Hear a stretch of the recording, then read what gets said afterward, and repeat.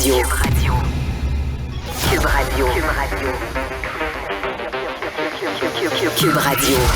En direct à LCN. Richard Martineau. Salut, Richard. Salut Jean-François. Alors écoute, je ne sais pas si Pierre Fitzgibbon va aller sur une île privée participer à la chasse aux ballons volants. Alors c'est la nouvelle affaire maintenant. Là. Oui, c'est pas ça. Les oies sauvages ou les dindons ou quoi que ce soit. C'est la chasse aux ballons sauvages.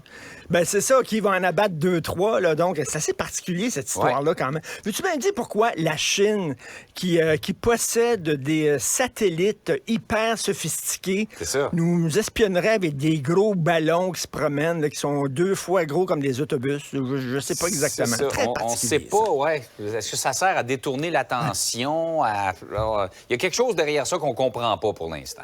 Ben oui.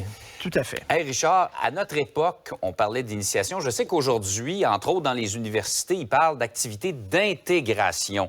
Je fais référence à ce qui se passe, à ce qu'on a appris sur ce qui s'est passé dans le hockey junior pendant des décennies. C'est pas en humiliant, en blessant, en agressant quelqu'un qu'on va l'intégrer à l'équipe. Hein? Ben c'est ça, t'en parlais tantôt. Écoute, c'est bon, Radio-Canada qui a sorti cette histoire, alors d'initiation complètement débile. On se passera des détails parce que c'est vraiment scabreux. Hein? Ça peut être un gars qui a été enfermé dans une toilette d'autobus en sous-vêtements pendant des heures alors que la température était mise au maximum. La marche de l'éléphant, tiens.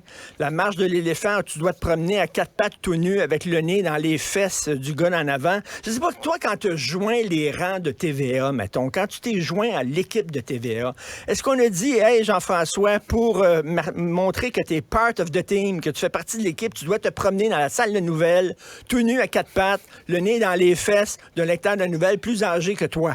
Je sais pas, c'est quoi cette affaire-là, vraiment? Moi, je ne comprends pas les initiations. Il y a des nouveaux qui arrivent dans ton équipe. Sais-tu quoi? Tu vas au restaurant, tu les accueilles, bravo. Tu fais partie de l'équipe maintenant, bravo, tu fais partie des nôtres. Moi, je suis allé à l'université Concordia. Il y avait eu des initiations à l'université Concordia, puis on me dit, il faut que tu participes aux initiations, sinon, là, tu vas être mis de côté. Je suis pas allé à ces affaires-là. C'est complètement débile. Est-ce qu'on te fait, toi, courir tout nu sur la rue Sainte-Catherine pour montrer que tu fais partie de l'équipe du Québec matin? C'est complètement... C'est n'importe quoi. Ouais. Et dans le milieu du hockey, on a fermé les yeux en se disant, ça, c'est la fameuse expression anglophone, boys will be boys. Ouais, c'est ça. C'est les gars, ça agit comme ça, c'est le même. À un moment donné, non. Tu sais, c'est la même chose, les batailles au hockey. Jamais ça serait accepté dans un bar, jamais ça serait accepté sur la rue. La police interviendrait en disant c'est un voie de fait. Mais là, c'est avec des patins, sur une glace, devant des spectateurs au hockey. Boys will be boys. Alors, on accepte ça, que quelqu'un donne un coup de poing sur la gueule d'un autre. À un moment donné, ça n'a pas de maudit bon sens. Il va falloir qu'ils allument puis qu'ils disent... Moi, on ne peut pas croire aujourd'hui qu'il y a des gens qui savaient que ça se passait, des coachs... Qui ont détourné le regard, qui ont fermé les yeux, qui ont fait comme si c'était correct. Hey, se faire rentrer une épingle dans le pénis... Attends une minute, là, sous prétexte que tu fais partie de la gang, il va falloir, à un moment donné, arrêter ça. Il y a des gens qui disent, oui, mais on va faire payer tout le monde pour une gang de débiles. Mais, non, oui, la situation est rendue tellement grave dans le sport amateur, il y a tellement de problèmes qu'il va falloir, oui, tout à fait, bannir les initiations. Fais venir la pizza, de la bière, puis festoyer, puis dire bienvenue dans la gang, puis ça vient de finir. Exact. C'est complètement stupide, ça. Parce qu'à peu près tout ce qui est relaté, ce sont des accusations criminelles. C'est vraiment des gestes criminels, des gestes d'agression, des gestes qui blessent les autres personnes. Vraiment, là... Mais c'est comme si, parce que c'était le hockey, qui est une sorte de religion, une sorte de clergé, on admet ça parce que c'est différent, c'est particulier. Absolument pas. Ce n'est absolument pas recevable. Comment on dit ça? Ce qui est arrivé dans la chambre reste dans la chambre. Ben là, je pense qu'il y a beaucoup de choses qui sont arrivées dans la chambre qui vont sortir publiquement, je pense. Sortir de la chambre, tout à fait. Oui, exact. Et par ailleurs, tu voulais réagir à une décision un peu surprenante du DPCP qui a choisi de ne pas porter d'accusation dans le dossier d'un homme qui avait tué un adolescent au volant alors qu'il consultait son téléphone cellulaire.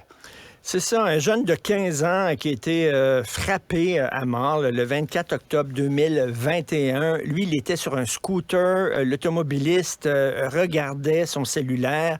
La SQ, lorsqu'ils l'ont arrêté, ils sont allés voir sur son cellulaire. Ils ont des données là, qui prouvent qu'il était en train de consulter son téléphone lorsqu'il a frappé le jeune. Il n'y a pas eu de tentative d'évitement ou quoi que ce soit. Il l'a pas vu parce qu'il regardait son maudit cellulaire.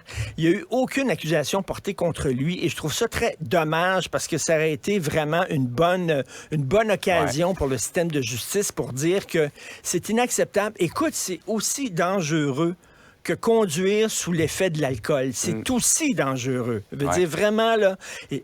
On l'a tous plus ou moins fait. Tu sais, moi, ça m'arrive régulièrement. Tu es sur un feu rouge, le feu passe au vert, le gars en avant de toi, il décolle pas. C'est ça. Il est sur son téléphone, t'es là, put. Ah ouais, il décolle. Il est sur son téléphone. Au moins, il était à l'arrêt. Au moins. Ouais. Mais tu sais, conduire en regardant ton téléphone, je veux dire, t'es au volant d'un bolide en métal qui peut tuer. Tu as besoin de toute ta concentration. Et là, c'est vraiment un acte criminel. Il va falloir que les gens se le disent. Là. C'est un acte grave de conduire en regardant ton téléphone. On le fait trop régulièrement et ça aurait été une bonne façon de passer le message puis de dire c'est aussi grave que de conduire en état d'ébriété. Ils l'ont pas fait, malheureusement. Je peux comprendre la dame, la mère de cet ado-là qui est quand même fâchée. Mais il va falloir que les gens, tu sais, les Christy de cellulaire, là, tu vois les gens aussi qui traversent la rue, qui regardent pas, qui sont tout le temps sur leur cellulaire partout, là. Oui, effectivement. Écoute, là, je pense pas que ça a été une grande invention dans l'histoire de l'humanité quand même. En tout cas, on est tous esclaves de ça. Bref, malheureusement, il n'y a pas eu d'accusation contre cette personne-là. On comprend la colère, la frustration de cette mère-là. Richard, je suis là. OK, excusez-moi. Salut, bye. Cube Radio.